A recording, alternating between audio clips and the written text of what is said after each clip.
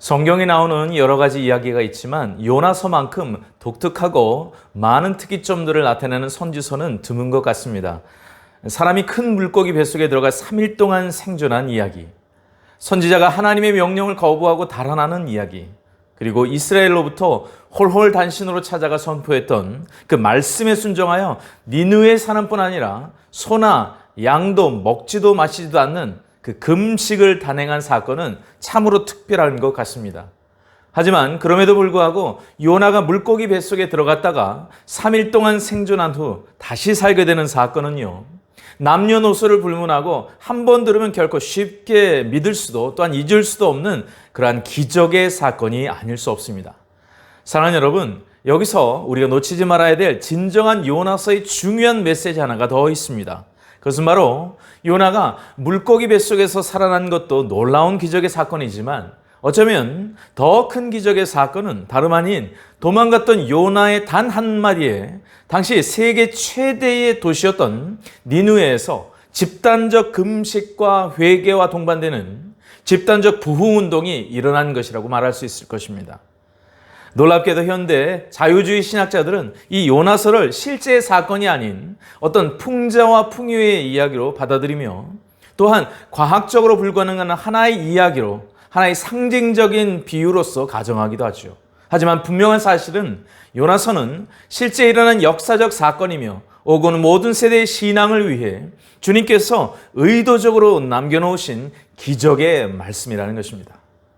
예수님은 마태복음과 누가복음의 말씀을 통하여 첫째, 요나가 밤낮 사흘 동안 큰 물고기 뱃속에 있었다는 사실과 둘째, 니느웨 사람들이 실제로 요나의 대언에 순종하여 구원을 받게 된 그 사실이 분명 역사적 사실임을 공고히 하셨습니다. 자, 이러한 사실은 주전 8세기 요나가 이스라엘 북왕국 여로보암 2세 때 활동한 선지자임을 구약 성경에 밝히고 있습니다. 원래 요나라는 이름은 히브리 말로 비둘기라는 뜻입니다. 아시다시피 성경에서 비둘기는요, 주로 성령님을 상징합니다. 우리가 잘 알듯 제자들이 오순절 마가의 다락방에서 특별히 성령을 받고서 그들이 예루살렘과 온 유다와 사마리아와 땅끝까지 복음을 전파하는 사도행전 1장 8절의 말씀의 삶을 살아가게 됩니다. 그런데 여러분, 요나의 이름 뜻이 비둘기인 것은 우연이 아닙니다. 성령 행전인 사도행전과 바로 다름 아닌 요나서가 그런 의미에서 연결이 되고 있다는 것이죠. 사도행전을 달리 말하면 복음을 전하는 사도들의 움직이는 책입니다. 복음을 전하는 사도들의 움직이는 책. 그래서 사도행전의 책 제목이 영어로 act라고 합니다. ACTS. 움직이는 책이라는 것이죠. 그런데 요나서도 마찬가지입니다.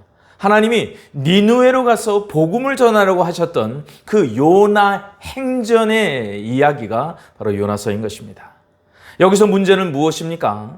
사도행전의 사도들과는 달리 선지자 요나는 처음부터 하나님의 명령에 순종하지는 않았다는 것이죠. 하나님이 명하신 니느웨가 아니라 어디로 갑니까? 다시스로 갑니다. 여러분, 다시스는 지금의 스페인입니다. 즉 예루살렘을 기점으로 해서 완전히 서쪽에 위치한 곳으로 갔다는 것이죠. 반면에 니느웨는 어느 쪽인가? 그 반대쪽인 예루살렘 북동쪽에 위치해 있습니다. 다시 말하면 움직이기는 움직이는데 완전히 반대로 움직였다는 것입니다. 하나님께서 지정하는 그곳이 아닌 다른 방향으로 움직였다는 것이죠. 사랑하는 여러분, 시편 74편 19절에 보니 이스라엘 사람들을 가리켜서 뭐라고 표현하냐면 맷비둘기라고 합니다. 뉴 킹 제임스 버전에 보면 이 맷비둘기를 영어로 turtle dove라고 표현하죠. 여러분, 터틀이 무엇인지 아시죠? 거북이를 의미합니다. 거북이는 왜 거북입니까? 행동이 굼뜨다라는 의미에서 거북이라고 했습니다. 자, 그런데 여기에 굉장히 중요한 영적인 의미가 있습니다. 즉 이스라엘 백성들을 가리켜서 터틀 도브라고 한 그 이유가 나타난다는 것이죠. 무슨 말입니까? 선지자 요나가 보여준 그 행동은 다시 말해서 원래는 북동쪽으로 가야 되는데 북동쪽 니느웨로 가야 되는데 그 반대쪽인 서쪽으로 다시스로 갔다는 것은 당시 이스라엘 민족의 영적 상태를 대표적으로 반영하고 있는 그런 행동이었다는 것입니다. 원래 하나님의 목적대로 하면 오른쪽으로 가야 되는데, 북동쪽으로 가야 되는데, 그래서 일이 진행돼야 되는데 서쪽으로 감으로 말미암아 일이 굼뜨기였다는 사실. 당시 이스라엘은요, 아수르와 바벨론이라고 하는 열강의 위기 속에 있었지만 하나님을 찾기보다는 여전히 우상 숭배를 하고 있었습니다. 선지자조차 반대 방향으로 도망가는, 다시 말해 터틀 도우브와 같은 주님의 방향이 아닌 자신이 지정하고 자기만의 선입견과 자기만의 뜻을 따라 굼뜬 행동을 하면서 니느웨로 가고자 하지 않았다는 것입니다. 왜 선지자조차 그런 반응을 보였던 것일까요? 아수르에게 처절하게 핍박받아 왔던 그 민족의 그 쓴뿌리 때문은 아닐까요? 아마도 그 아픔이 쓴뿌리가 되어서 그 마음에 응어리진 부분이 바로 선지자 요나에게도 있었던 것입니다. 자, 바로 그러한 이유 때문에 이스라엘 사람이었던 요나로서는 저들에게 가서 선뜻 하나님의 말씀을 전하기는 싫었던 것입니다. 요나는 선지자 이전에 이스라엘 사람들의 마음을 대표하는 상징적인 분이었던 것이죠. 이것은 어쩌면 여전히 우리 민족 안에 남아있는 주변 강대국들에게 시달린 역사와도 유사합니다. 요나의 마음이 쉽게 이해가 가는 부분인 것이죠. 여전히 우리에게는요, 이와 유사한 민족 감정이 있기 때문인 것입니다. 하지만 그럼에도 불구하고 세계에서 두 번째로 선교를 많이 한 나라가 된 근본적인 이유가 무엇인 줄 아십니까? 하나님의 사랑으로 용서받았다는 그 감격, 바로 그것이 우리로 하여금 열방의 복음을 전할 수 있게 했다는 것입니다. 요나에게 니느웨로 가기 전에 반드시 해야 할 작업이 무엇이었을까요? 그것은 분명 그 안에, 그 내면의 그 속사람 안에 열방을 향한 하나님의 마음을 깨달아 알 필요가 있었던 것입니다. 바로 유대인을 뛰어넘어서 이방인도 하나님께서 사랑하신다는 그 마음 말입니다. 물고기 뱃속에서 변한 건 단순히 한 개인, 요나 개인이 회개하고 구원의 역사를 경험한 이야기에서 끝나는 것이 아닙니다. 그것은 바로 열방을 향한 하나님의 마음을 알고 하나님의 뜻에 동의하는 시간으로 삼으셨다는 거예요. 결국 요나의 말 한마디에 니느웨 백성들이 하나님 앞에 집단적으로 회개하는 정말로도 놀라운 기적의 사건이 벌어집니다. 바로 그 회개의 운동은 요나 선지자가 하나님께로 돌아옴으로부터 시작이 되었다는 사실을 놓치지 마시기 바랍니다. 여기서 발견할 수 있는 중요한 메시지는 하나님은 결코 요나가 순종하지 않는다 할지라도 하나님은 하나님의 일을 신실하게 하실 것이라는 사실입니다. 또한 하나님의 명령을 요나가 순종할 경우 하나님이 여전히 부족한 요나를 사용하셔서 하나님의 뜻을 주권적으로 계속해서 주장해 나가시는 분이라는 것이죠. 자, 이것이야말로 요나서를 통해서 발견할 수 있는 하나님의 주권적인 역사입니다. 네, 그렇습니다. 요나서는 하나님의 주권에 대한 책이에요. 이런 일을 우리는 성경 역사를 통해서 얼마든지 찾아볼 수 있습니다. 여호수아서 24장 2절 이하에 보면 아브라함은 우상장사의 아들이란 그러한 별로 좋지 않은 환경에서 자라난 사람이었습니다. 그런데 그런 아브라함은 하나님께서 부르시죠. 그리고 약속의 땅으로 가도록 명령하셨습니다. 그러나 그는 즉시 가지 않았습니다. 오히려 팔레스타인의 수백 마일 떨어진 하란 땅에 오래오래 머물러 있었습니다. 사랑하는 성도 여러분, 아브라함이 하란에 머물러 있을 그때에 하나님께서 다시 그를 불러주십니다. 다시 한번 표현합니다. 다시 그를 불러주세요. 그런데 그때 다시 두 번째 불러주시지 아니하셨다면 아마도 아브라함은 계속해서 거기에 영원토록 머물 수밖에 없었을지도 모르겠어요.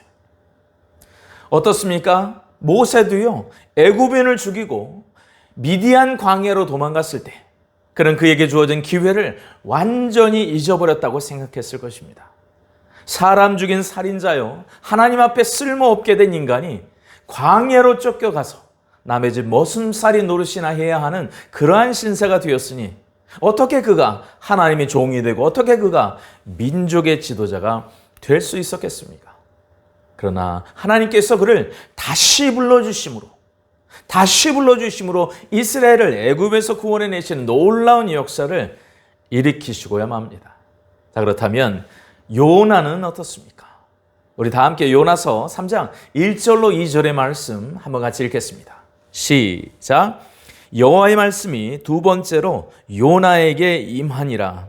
이르시되 일어나 저 큰 성읍 니느웨로 가서 내가 내게 명한 바를 그들에게 선포하라 하신지라. 아멘. 자, 여기서 표현된 두 번째라는 말은 단순히 순서적인 두 번째를 의미하는 것은 아닙니다. 이것은요, 10번째가 될 수도 있고 어떤 사람에게는 100번째가 될 수도 있습니다.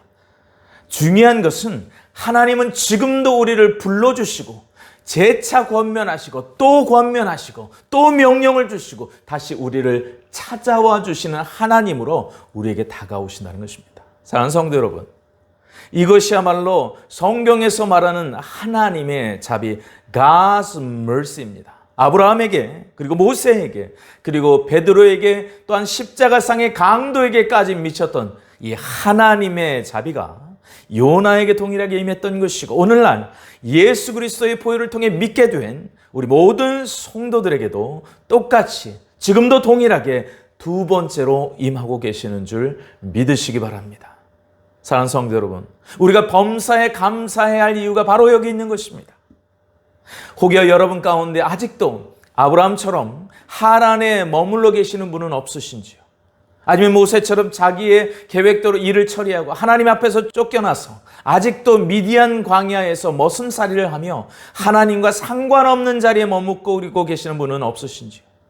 아니면 요나처럼 실제로 하나님의 눈을 피했다고 생각하지만 그래서 멀리 도망친 그 자리에서 여전히 머뭇거리고 있는 분은 없으신지요?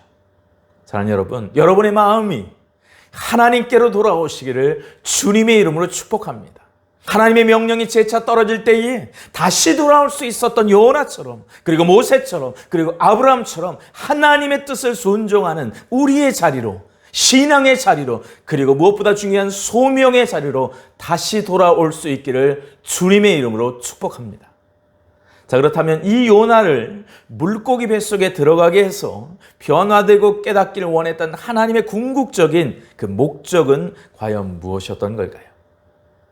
하나님을 사랑하는 사람들, 그리스도인들이 당하는 모든 고난에는요, 두 가지 특징이 있습니다. 우선 그 고난은 늘상 사실은 고통스럽다는 것이죠. 견디기가 쉽지 않다는 것입니다. 고통스럽다는 측면에서는 그리스도인들이 당하는 고난이나 불신자들이 당하는 고난이나 별반 다를 게 없습니다.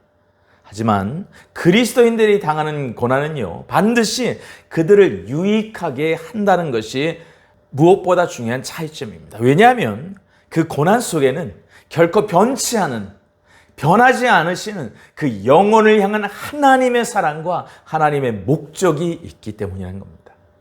요나는요, 물고기 뱃속에서 그 이전에는 등장하지 않았던 다음에 4가지 동사를 사용하기 시작합니다. 영어로 말하는 것이 더 명확해서 여러분에게 알려드리겠습니다. 첫째는 pray to the Lord, 주님께 기도하고, 둘째는 behold the Lord, 주님을 바라보고, 셋째는 remember the Lord, 주님을 기억하고, 넷째는 thank to the Lord, 주님께 감사하고 라는 동사입니다. 사랑하는 여러분, 고난을 통해서 요나가 이 4가지 동사의 삶으로 변화되기 시작합니다. 저를 한번 따라해 보실까요? 4가지 요나의 동사, 뱃속에서 주어진 그의 변화된 동사. 첫 번째는 기도하고, 두 번째는 바라보고, 세 번째는 기억하고, 네 번째는 감사한다. 자, 그 첫째에 해당하는 요나서 2장 1절로 2절의 말씀 우리 한번 다 같이 읽겠습니다. 시작. 요나가 물고기 뱃속에서 그의 하나님 여호와께 기도하여 이르되 내가 받는 고난으로 말미암아 여호와께 불러 아뢰었더니 주께서 내게 대답하셨고 내가 스올의 뱃속에서 부르짖었더니 주께서 내 음성을 들으셨나이다. 아멘. 사랑하는 여러분, 새들 중에서 가장 귀소 본능이 강한 새 중에 하나가 무엇인지 아십니까? 네, 그렇습니다. 그것이 바로 비둘기입니다. 그런데요, 이 비둘기가 방향을 잃어버리면 어떻게 될까요? 방황하기 시작합니다. 성경에 보니 주님께서는 우리를 나타낼 때 사용하는 대표적인 동물을 다음과 같이 사용했습니다. 그 첫째는 바로 양입니다. 양처럼 자기 보호 능력이 없는 동물도 없을 것입니다. 그래서 반드시 선한 목자가 항상 동행하고 함께 있어야만 하죠. 성경에 나타난 또 다른 우리의 대표적인 정체성은 새로 나타나곤 하는데요. 그 대표적인 것이 무엇인가? 바로 비둘기입니다. 여러분, 비둘기는 정조가 강하다고 하죠. 그리고 한 곳만 바라본다고 합니다. 그래서 주님을 향한 유일한 시선, 바로 비둘기의 시선이 우리에게는 필요하다고 하는데요. 그렇다면 주님은 왜 우리를 굳이 비둘기로 또한 묘사하시고 그 비둘기의 눈을 가지라고 말씀하시는 걸까요? 다른 곳에 눈 돌리지 말고 너희들은 오직 예수 그리스도만을 바라보라고 권고하시기 때문입니다. 예전에 한 칼럼을 보며 비둘기에 대해 인상 깊었던 정보 하나를 수집한 적이 있습니다. 우리가 말이죠, 잘 알고 있는 비둘기의 귀소 본능이라는 것은요, 사실은 처음부터 완벽하게 태어나는 것이 아니라고 합니다. 다시 말하면 완성된 귀소 본능의 내비게이션을 처음부터 갖고 태어나는 것은 아니라는 것입니다. 오히려 비둘기는요, 자기가 머물고 있는 그 지경에서 조금씩 또 조금씩 또 조금씩 더 멀리 다니는 가운데서 다시 되돌아올 수 있는 그 거리를 조금씩 넓히고 또 넓히는 그 과학적 과정을 거쳐서 바로 그 귀소 본능을 가지게 된다는 것입니다. 자, 그런 의미에서 볼 때 오늘 비둘기란 닉네임을 가진 요나의 삶이라는 것은 우리에게 주는 굉장히 중요한 메시지를 시사하고 있습니다. 그것은 무엇인가? 바로 요나의 모습 속에 우리가 주님께로 다시 돌아오고 다시 되돌아오는 가운데 우리는 진정 하나님의 사람으로 조금 더 성장하고 조금 더 성숙되어 가며 나중에는 완전한 하나님이 원하시는 하나님의 마음에 합한 자로서 성숙하게 된다는 사실을 우리에게 시사하고 있습니다. 놀랍게도 성경은 바로 이러한 요나의 변호와 성장의 변곡점에서 과연 요나가 어떠한 반응을 했는지를 강조하고 있죠. 우리 다 함께 다시 한번 요나서 2장 2절의 말씀 한번 같이 읽겠습니다. 시작. 이르되 내가 받는 고난으로 말미암아 여호와께서 불러 아뢰었더니 주께서 내게 대답하셨고 내가 수월의 뱃속에서 부르짖었더니 주께서 내 음성을 들으셨나이다. 아멘. 방금 읽은 구문에서 우리가 주목해야 되는 단어 두 개가 있습니다. 첫째는 고난이란 단어이고요. 둘째는 부르짖었더니라는 단어입니다. 여러분, 요나의 기도가 우리에게 도전하는 첫 번째 메시지는 무엇일까요? 요나가 고난 가운데서 기도했다는 것입니다. 이것은 요나가 보여준 신앙의 모습이기도 하지만 신앙인의 삶 가운데 보여줄 수 있는 가장 절실하고 강력한 영적인 모습을 의미하기도 합니다. 한 걸음 더 나아가 또한 이것은 이 시대를 살아가는 우리에게도 너무나도 중요합니다. 그렇게 말할 수 있는 이유가 무엇인가? 요나의 기도는요, 그의 가장 깊은 고난의 현실, 그 고난의 한복판에서 드린 기도였기 때문입니다. 내가 수월의 뱃속에서 부르짖었더니, 내가 수월의 뱃속에서 부르짖었더니, 요나는요, 지금 자신이 물고기 뱃속에 있음을 고난이라고 말하면서 또 다른 말로 무엇이라고 말합니까? 수월의 뱃속이라 표현합니다. 여러분 알다시피 수월은요, 죽은 자만 가는 음부를 뜻하죠. 다시 말해 요나 자신이 죽음 같은 상황에 처해 있음을 그렇게 표현했던 것입니다. 사랑하는 여러분, 우리 인생이란 그렇습니다. 내가 원치 않아도 물고기 뱃속에 들어갈 수밖에 없는 그러한 상황을 경험하는 것이 우리의 인생입니다. 이 이야기는 모든 사람에게 열려있는 이야기입니다. 더군다나 우리에게 충격적인 것은요, 신앙인도 예외는 아니라는 것이죠. 하지만 중요한 것이 있습니다. 신앙인은요, 그 상황, 그곳에서 기도한다는 데 있습니다.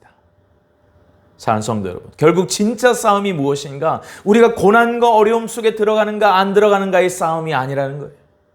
그 속에 들어갔을 때 과연 내가 무엇을 어떻게 하는가의 싸움에 있다는 것입니다. 기도할 수 있느냐 없느냐의 싸움 말입니다. 바로 그 상황이 진정한 신앙의 능력을 경험할 수 있는 자리인 것을 믿으시기 바랍니다. 신앙은 우리 삶의 모든 순간에 필요한 연료입니다. 하지만 가장 중요한 순간을 꼽으라고 한다면 그것은 바로 고난이 왔을 때예요. 고난이 왔을 때. 왜냐? 인생의 고난을 이길 수 있는 유일한 방법이 신앙이기 때문에. 사랑하는 여러분, 요나가 부르짖었다는 것은 단지 살려주세요를 외치는 비명의 기도를 말하는 것이 결코 아니에요. 요나가 기도한 그 기도가 무엇인가? 시편 42편 7절로 8절을 인용한 기도였다는 거예요. 우리 다 함께 시편 42편 7절로 8절의 말씀 함께 같이 읽겠습니다. 시작. 주의 폭포 소리에 깊은 바다가 서로 부르며 주의 모든 파도와 물결이 나를 휩쓸었나이다. 낮에는 여호와께서 그의 인자하심을 베푸시고 밤에는 그의 찬송이 내게 있어 생명의 하나님께 기도하리로다. 아멘. 요나는 바다에 떨어져 고기 뱃속에 있습니다. 요나가 파도와 물결만을 바라보았다면 아마 그는 소망이 없게 되었을 것입니다. 유명한 철학자 키에르케고르가 한 말이 있죠. 사람이 절망할 때 죽게 된다라고 말했습니다. 자, 그렇다면 생명에 이르는 길이 무엇입니까? 네, 그렇습니다. 소망이에요. 소망. 그렇다면 요나에게 있어서 소망을 소망되게 했던 것은 무엇이었을까요? 하나님을 바라보는 것이었습니다. 그분의 말씀을 기억하는 것이었습니다. 사랑하는 여러분, 성경은 내가 고난과 어려움을 피해 가느냐 안 가느냐를 말하는 책이 아닙니다. 성경은요, 내가 그 고난의 한복판에서 기도할 수 있느냐를 묻고 있는 책인 거예요. 그리고 놀랍게도 진정한 영적 지경의 확장이란 다름 아닌 우리의 고난 가운데서 하나님을 바라볼 때 시작되게 된다는 것입니다. 출산의 고통이 축복인 이유 무엇일까요? 새로운 생명이 탄생하기 때문입니다. 예수 그리스도의 십자가의 고통을 통하여 우리에게 영생이 흘러 들어오게 되듯 진정한 영적 성장은 고난이란 등정의 사다리에 오름을 통하여 가능한 것을 믿으시기 바랍니다. 요나가 물고기 뱃속이란 고난 가운데서 기도를 시작했던 중요한 이유, 그것은 바로 이전에 가졌던 요나의 편견, 불순종, 연약함을 뛰어넘기 시작했다는 거예요. 유대인만을 위한 복음이란 편견의 벽이 녹아 없어져 버린 것입니다. 어쩌면 마가의 다락방에서 성령 강림을 통하여 이방인 선교의 발걸음이 떼어졌듯이 요나에게는 바로 물고기 뱃속이 니느웨라는 이방인 선교사로서의 새로운 영적 발걸음이 시작되게 되었던 바로 영적인 지경의 확장의 발전소가 된 것은 아닐까요? 바로 그곳이 요나에게 있어서는 마가의 성령의 다락방이었던 것입니다. 자, 그렇다면 사랑하는 성도 여러분, 고난 가운데 우리가 우선적으로 깨닫고 취해야 할 영적인 반응은 과연 무엇일까요? 그렇습니다. 기도해야 되는 것입니다. 기도. 그 기도는 단지 살려달라는 비명의 기도가 아니라 내 안에 자리 잡은 선입견과 편견과 불순종한 자아의 변화를 극복하는 소망의 기도를 드려야 될 줄로 믿습니다. 그 대표적인 것이 다시금 주의 성전을 바라보는 기도였다는 것이죠. 사랑하는 성도 여러분, 기억하십시오. 요나가 이 기도를 드리는 그 상황은요, 여전히 변하지 않고 있다는 거예요. 기도하는 그 순간에 그 상황은 여전히 변하지 않고 있었다. 물이 영혼까지 들이치면서 더 깊이 빠져들어가는 상황이었습니다. 그런데 요나의 기도의 백미가 무엇일까요? 그런 상황 속에서도 주님께서, 하나님께서 자신의 생명을 이 수월에서, 이 구덩이에서 건지실 것이라는 믿음입니다. 우리 다 함께 요나서 2장 6절의 말씀 함께 같이 읽겠습니다. 시작. 내가 산의 뿌리까지 내려가 싸우며 땅이 그 빗장으로 나를 오래도록 막아 싸우니 나의 하나님 여호와여, 주께서 내 생명을 구덩이에서 건지셨나이다. 아멘. 사랑하는 여러분, 요나서 2장 6절의 마지막에 보면 우리가 이해하기 어려운 말을 하죠. 여호와께서 내 생명을 구덩이에서 건지셨나이다. 영어 성경에 보면 But you brought my life up from the pit, O Lord my God. 내 생명을 이곳에서 이미 건지셨다라는 과거형으로 표현하고 있습니다. 사랑하는 여러분, 이것이 요나의 기도가 우리에게 도전하고 있는 이기는 기도입니다. 죽음은 사탄이 드러낼 수 있는 가장 강력한 무기입니다. 사망은요, 사탄이 우리에게 강력하게 영향을 주는 그러한 영이에요. 그 죽음에서 두려움도 파생하는 것 아니겠습니까? 자, 그런데 사탄이 우리가 기도할 때마다 방해하는 공작이 무엇인가? 우리가 처한 현실과 상황입니다. 죽을 것만 같은 그 상황 자체라는 거예요. 그러나 주님께서 그 이기는 해답을 말씀해 주셨어요. 이렇게 내가 다 이루었느니라. 아멘. 주님이 이긴 싸움을 우리에게 말씀하셨다는 거예요. 우리는요, 이미 사망 권세를 이기는 자로서의 믿음의 기도를 드리라고 우리에게 도전하고 있는 것입니다. 우리에게 촉구하고 있는 거예요. 요나는 바로 그 이기는 자의 기도를 미리 드리고 있는 것입니다. 우리 현실 가운데 이 요나의 이기는 자의 기도가 필요합니다. 고난 가운데서 이미 이기는 자로서의 기도를 드려야 한다는 거예요. 그 결과가 무엇입니까? 물고기 뱃속에서 기도하던 자가 물고기 뱃속에서 튀어나오게 되는 사실. 더 이상 붙잡아둘 수 없는 존재가 된다는 거예요. 소화시킬 수 없어요. 용해시킬 수 없어요. 그런 존재가 되었기 때문에 사탄이 죽음의 상황 속에서도 토해버리기 시작하는 거예요. 이 요나의 기도의 백신 때문에 세상은 우리를 삼킬 수 없다라는 것입니다. 죽일 수 없다라는 거예요. 사랑하는 성도 여러분, 세상을 치유하는 백신은요 무엇입니까? 하나님 믿고 하나님 소망하고 하나님 사랑하는 우리 자신인 거예요. 바로 우리 자신이 가장 강력한 무기고 사탄이 우리를 무서워하는 거예요. 그리고 기도하는 우리가 되어야 된다는 거예요. 모든 것을 주께 의뢰하고 맡길 수 있는 바로 그 기도. 그리고 우리의 생명까지도 주께 맡기는 전적인 믿음. 바로 그때 세상은 우리를 토하게 될 것입니다. 죄로 물든 그 세상은요 우리를 토하게 되어 있어요. 썰물처럼 마치 우리로부터 달아나는 자가 되는 것이 바로 세상이 될 것입니다. 우리 다 함께 요나서 2장 3절로 4절의 말씀 한번 같이 보기를 원합니다. 요나서 2장 3절로 4절의 말씀 시작. 주께서 나를 깊음 속 바다 가운데서 던지셨으므로 큰 물이 나를 둘렀고 주의 파도와 큰 물결이 다 내 위에 넘쳤나이다. 내가 말하기를 내가 주의 목전에서 쫓겨났을지라도 다시 주의 성전을 바라보겠다 하였나이다. 아멘. 자, 여기서 주목할 단어는 다시 주의 성전을 바라보겠다는 기도입니다. 요나는 다름 아닌 수월의 뱃속 절망의 시면에서 다시금 비로소 주의 성전의 영광을 기억하기 시작합니다. 이것은요, 요나가 이전에 성전에서 하나님을 예배하던 자였다는 것을 말하죠. 하지만 그때는 진정한 예배의 소중함을 몰랐던 것 같습니다. 그래서 이 기도, 바로 물고기 뱃속에서 드리는 이 요나의 기도가 소중한 이유는 오늘을 사는 우리가 요나의 상황과 똑같기 때문이에요. 사랑하는 여러분, 성전을 잃어버리고 나서야, 예배를 잃어버리고 나서야 성전의 중요성을 다시 생각하는 것보다 중요한 것은 지금 현재 내가 드리고 있는 그 예배, 그 성전이 하나님이 기뻐하시고 하나님이 임재하시는 예배와 성전이 될 수 있도록 내가 충성을 다하는 것입니다. 내가 기도하는 거예요. 그렇습니다. 이러한 요나가 요나서 2장 3절에 지속적으로 이런 표현을 하는 것을 놓치지 마시기 바랍니다. 주께서 나를 깊음 속 바다 가운데 던지셨으므로 큰 물이 나를 둘렀고 주의 파도와 큰 물결이 다 내 위에 넘쳤나이다. 아멘. 주의 파도를 보면서 그냥 파도가 아니에요. 분명 무엇이라고 표현하고 있습니까? 주의 파도라고, 로스 타이드라고 고백하기 시작했다는 것입니다. 요나는 지금 하나님이 허락하신 고난의 파도 역시 주의 은혜임을 깨닫게 되었다고 고백합니다. 빌립보서 1장 29절은 이렇게 말씀하지 않습니까? 그리스도를 위하여 너에게 은혜를 주신 것은 그를 믿을 뿐 아니라 또한 그를 위하여 고난도 받게 하심이라. 할렐루야. 아멘. 그는 고난이 은혜인 것을 고백합니다.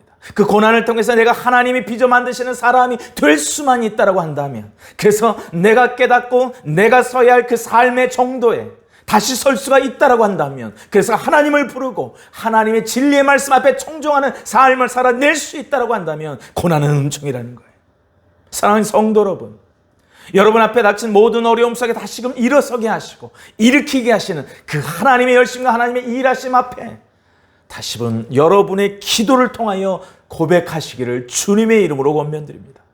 주님, 내가 다시 주의 성전을 바라보겠습니다. 내가 다시 주의 파도 앞에 넘어지지 않고 일어서는 이기는 자가 되겠습니다. 포기하지 않는 믿음의 싸움에서 승리하시는 바로 저와 여러분이 되시기를 주님의 이름으로 축복합니다. 우리 다 함께 요나서 2장 9절의 말씀 한번 같이 읽기를 원합니다. 시작.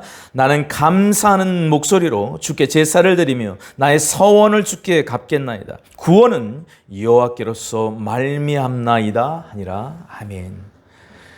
요나가 우리에게 말씀하는 역경 속의 교훈은 무엇입니까? 진정한 감사를 비로소 역경 속에서 깨닫는 진정한 은혜가 무엇인지를 깨닫고 감사하고 있다는 사실입니다. 사랑하는 성도 여러분, 고난의 진정한 의미를 모르는 사람에게 고난이란 언제나 저주일 수밖에 없습니다. 하지만요, 믿음의 사람들은 그 고난의 배후에 있는 하나님의 얼굴을 발견하는 거예요. 고난을 은혜로서 새롭게 깨닫기 시작하는 것입니다. 그리고 진정한 감사가 무엇인지를 알게 되는 것입니다. 이제 요나는 감사하는 그 목소리로 주께 기도를 드리기 시작합니다. 아니, 주님께 찬양하기 시작해요. 사랑하는 여러분, 이 물고기야말로 그렇기 때문에 요나의 인생을 다시 빚어 만드는 새로운 삶의 모태가 아니겠습니까? 마치 어린아이의 생명이 엄마의 텐의 어둠 속에 빚어져서 그 속에서 인생이라는 놀라운 날을 예비하는 것처럼 하나님은 여기 물고기 뱃속이라는 고난의 한 시면에서 요나에게, 그 비둘기에게 새로운 삶을 예비하신 것입니다. 그렇습니다. 이런 질문을 여러분에게 다시금 던집니다. 사람들은 왜 고난의 학교에 들어가는가? 하나님을 배우기 위해서입니다. 하나님을 배우고 기도를 배우고 하나님의 은혜를 깨닫는 거예요.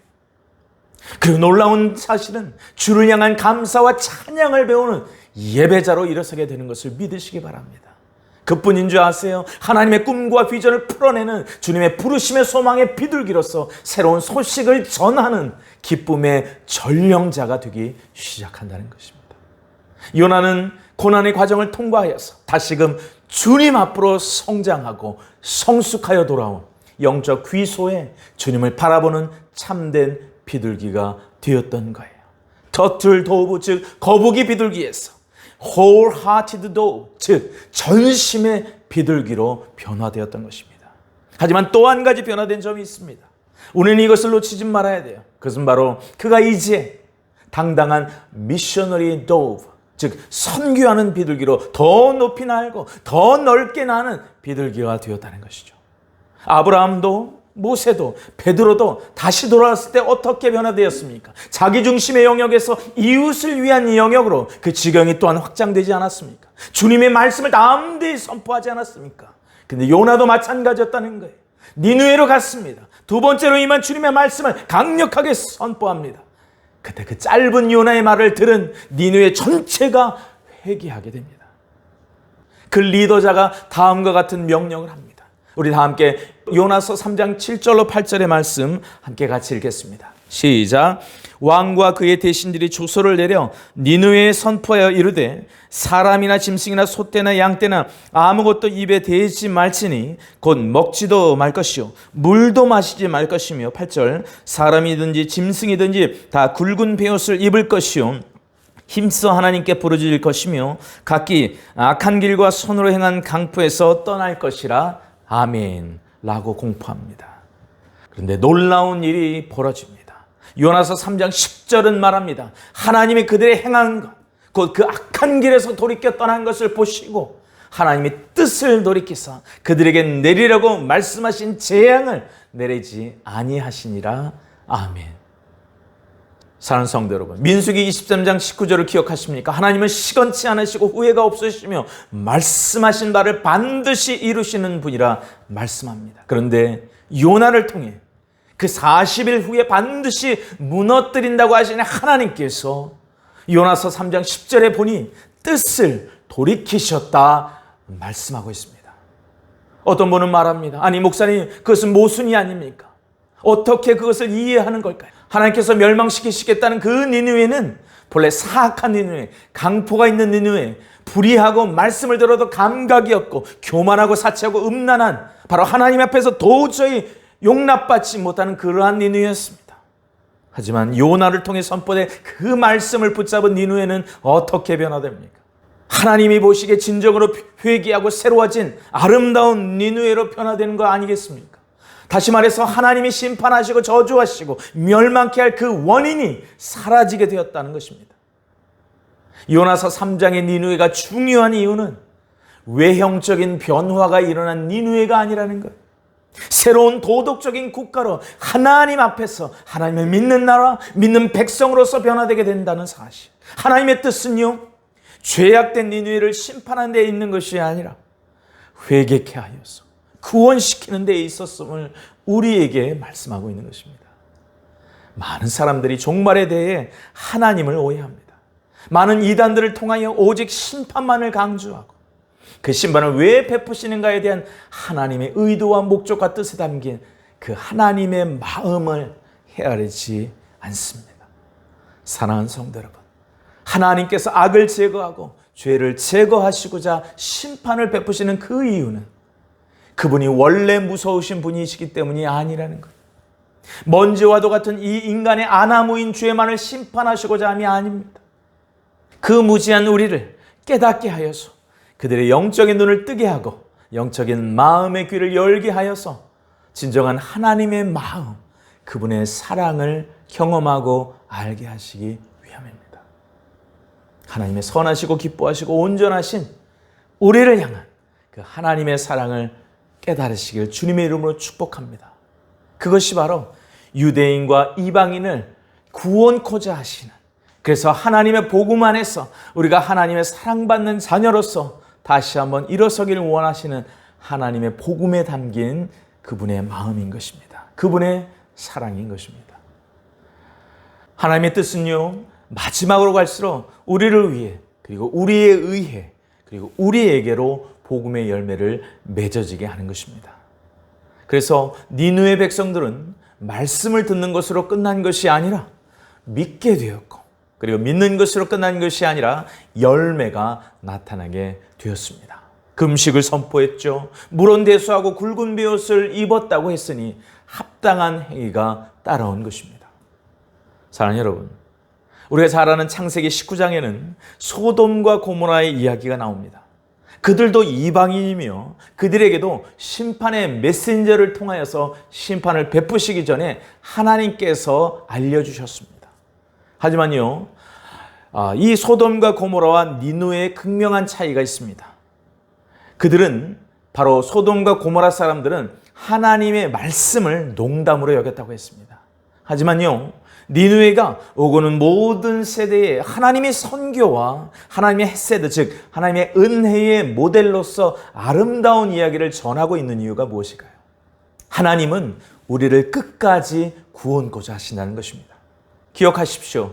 바로 이 니느웨의 회개가 물고기 뱃속 한 영혼 요나를 통해서 시작되었다는 점입니다. 그리고 그가 전한 하나님의 말씀을 통해 진정한 선교의 역사는 어떻게 나타나야 하는가를 복음의 빛의 조도를 점차 이뤄가고 있는 오늘날의 교회와 성도를 향해 요나서는 여전히 밝게 빛나는 말씀의 빛으로 우리를 조명하고 있는 것입니다. 말씀을 마무리하면서 오늘 우리에게 요나서를 주신 주님의 뜻을 상고하기를 원합니다. 요나의 이름은 비둘기였습니다.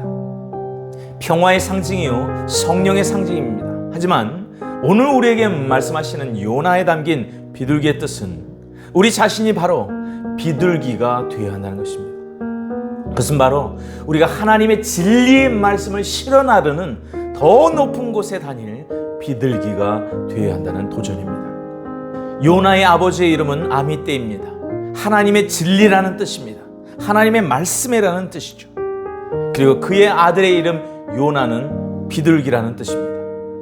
바로 하나님의 진리의 말씀을 대를 이어서 물고 5대양 6대주의 말씀과 기도로서 실어 나르는 바로 그러한 비둘기가 되어야 한다는 오군 모든 세대를 향한 하나님의 촉구일 것입니다. 마태복음 24장 14절은 이렇게 말씀합니다. 이 천국 복음이 모든 민족에게 증언되기 위하여 온 세상에 전파되리니 그제야 끝이 오리라. 아멘. 주님이 오실 때가 가까운 이 마지막 때에 주님이 일으키시고자 하는 사람은 누구입니까? 이 세상을 이기고 하나님의 뜻을 실어 나르는 이 시대의 요나, 이 시대의 비둘기인 저와 여러분 것을 믿습니다. 연약한 비둘기가 결코 아닙니다. 이기는 비둘기입니다. 영혼을 변화시키고 나라를 회개케 하는 바로 그러한 비둘기. 우리에게 다시금 주님의 뜻을 따를 수 있도록 은혜를 허락하시는 그 요나가 받은 은혜가 오늘 충만히 우리에게 임하는 시간이 되시길 주님의 이름으로 축복합니다. 그 헤세드의 축복, 그 은혜의 축복에 힘입어 다시금 우리는 나의 다스시가 아닌 하나님의 니느웨를 향하여 발걸음을 옮기는 성령 충만의 발걸음이 저와 여러분들에게 나타나기를 주님의 이름으로 축복합니다. 구약의 성령 행전인 이 요나서가 다시 오실 주님을 맞이할 이정표요, 영적인 지침서가 되어서 하늘에 더 많은 떠있는 비둘기의 무리가 다시 오실 주의 길을 예비하는 아름다운 모습으로 이 대한민국과 5대양 6대주의 마지막 때의 복음의 파수꾼들로 나타나길 주님의 이름으로 축복합니다. 우리 한 마음으로 함께 기도하겠습니다. 함께 기도할 때 이렇게 기도했으면 좋겠습니다. 하나님, 주님의 다시 오심이 임박한 이때에 우리가 죽음과 두려움의 영이 아니라 세상을 이기는 담대한 예수 그리스도의 영을 충만히 부어 주옵소서. 하나님의 말씀을 실현하려는 창공의 비둘기인 오늘날의 요나들이 되어서 수월의 구덩이와 같은 현실 속에서 다시 보면 주님께 기도하고 주님을 바라보고 주님을 기억하고 주님께 감사하게 하여 주옵소서. 주의 말씀을 농담으로 여긴 소돔과 고모라가 아니라 주의 말씀 앞에 금식하며 부르짖어 기도했던 그 니느웨의 회개의 영성을 우리 민족에게도 부어 주옵소서. 그래서 하나님을 온전히 신뢰하며 경배하는 예배하는 민족으로 다시금 회복하여 주옵소서. 우리의 삶이 주의 예배, 주의 찬양이 되게 하여 주옵소서. 이 기도점을 가지고 우리 함께 기도함으로 나아가겠습니다. 기도합니다.